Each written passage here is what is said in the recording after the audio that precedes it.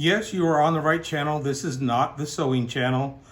I'm sorry, I just wanted to share with you how an iron helps with non-breakage of cords, as because people are having issues with breaking the cords on their grounded pliers.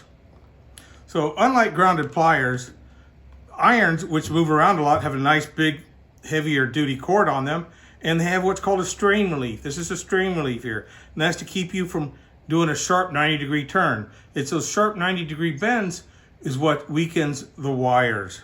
Okay, so if we go back and take a look at the pliers. On the pliers here, it's bending this cord at a 90-degree. That's what's damaging the cords. This 90-degree sharp bending is what's making them weak. So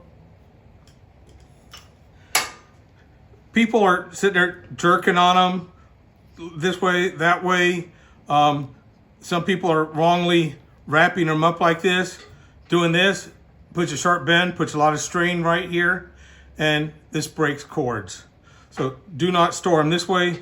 This is how you want to store your cords, or find something to wrap them around, but don't do that. So again, pulling on them, they get caught on things, jerking them out of the welder.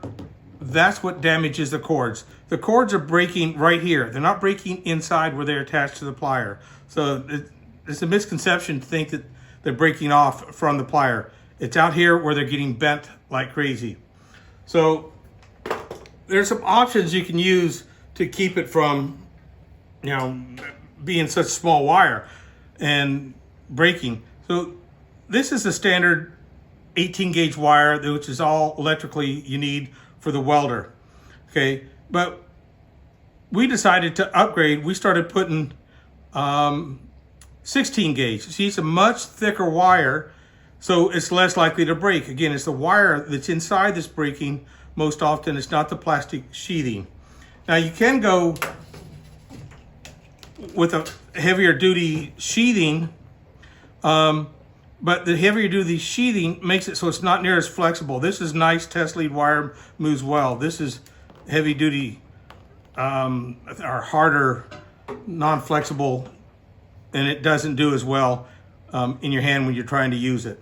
So we've gone up to a 16 gauge wire to try to eliminate some of the breakage. We're still getting, actually I've only seen one person break it with the 16 gauge wire. But it has happened. Breakage wise, we're only seeing somewhere around a 2% of people breaking them.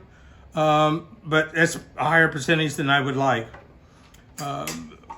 With the pliers, originally we liked the looks and really liked the Tronics because we could do a nice clean install like this. But this has a bigger opportunity for getting that sharp 90-degree bend and people breaking the cord. So we have gone now to doing heat shrink on there with a little bit of an extension, and this is solely for the purpose of making it so you can't do a sharp of a 90 with it. Again, still do not wrap your cords around the pliers. Wrap them like this for putting away. So hopefully that information helps you keep your pliers in better shape so that they're working the next time you pull out to use it. Enjoy your permanent jewelry, and hopefully you got some very prosperous shows.